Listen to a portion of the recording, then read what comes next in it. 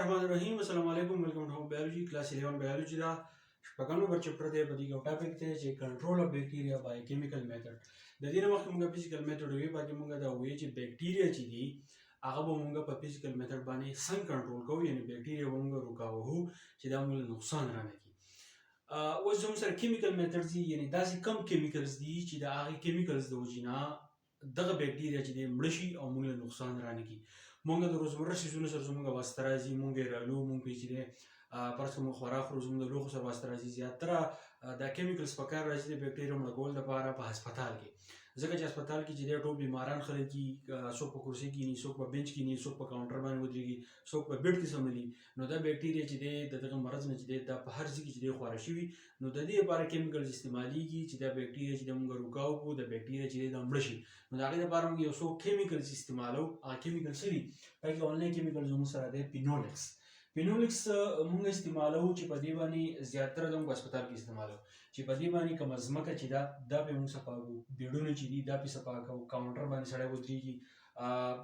ځان پوهه کوي عکس چې دی ګایډ کوي یا تو چټۍ رالې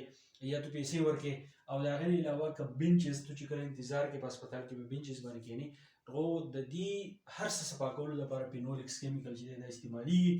خو اوس د هسپتال انتظامي خبره چې آیا د پینولیکس چې دی دا دوی استعمالوي او که نه استعمالوي که استعمالوي نو د بیکټیریا چې دی مړه کېږي یو روغ کس چې دی نو هغه بیماریانو چې دی بچ کېږي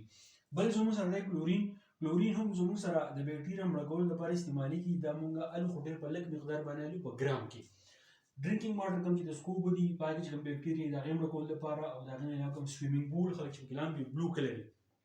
دا کلورین چې کله واچې نو په دغه سویمینګ پول کې چې کوم بیکټیریا نه هغه زموږ سره مړه کېږي په یو غټ سویمینګ پول کې موږ د ګرام په حساب باندې چې دی کلورین چې دی د موږ غورځوو د دغه بیکټیریا مړه کولو لپاره بل زموږ سره ټینکچر دي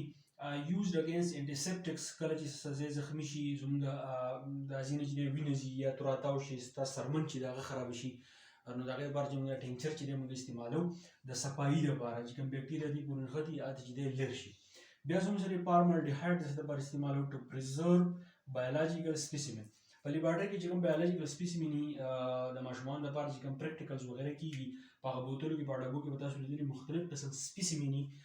د هغې د پریزرویشن لپاره چې دی د هغې محفوظه ساتلو لپاره چې دی فارمالډیهایډ چې دی استعمالېږي کیمیکل زموږ سره دی ګلوټرالډیهایډ دا موږ استعمالوو ټو ډسانفیکټ هاسپټل انسټرومنټ په هسپتال کې سرجري لپاره د وړوکي اپریشن کې غټ اپریشن کې د هغې د انسټرومنټ صفایي لپاره چې دی زموږ سره ګلوټرالډیهایډ کیمیکل چې دی دا استعمالېږي بل زموږ سره ایتالین اکساید یو څیز دی چې دا استعمالېږي کلز مایکروبز اینډ انډوسپورز بټ ریکوایر 4 to 18 hours په ایتال اکساید باندې موږ چې یو مایکروبز چې د هغې کلینګ کوو بیکټیریا چې دی هغه موږ ختموو او د هغې نه علاوه موږ انډوسپورز هم ختموو انډوسپور چې دا د بیکټیریا کې ریپروډکټیو سټرکچر دي یا موږ داسې ویلی شو چې دا د بیکټیریا ریپروډکټیو سټرکچر دي د هغې د وجې نه بیکټیریا کوم کالونیز چې دي هغه ته سیوا کېږي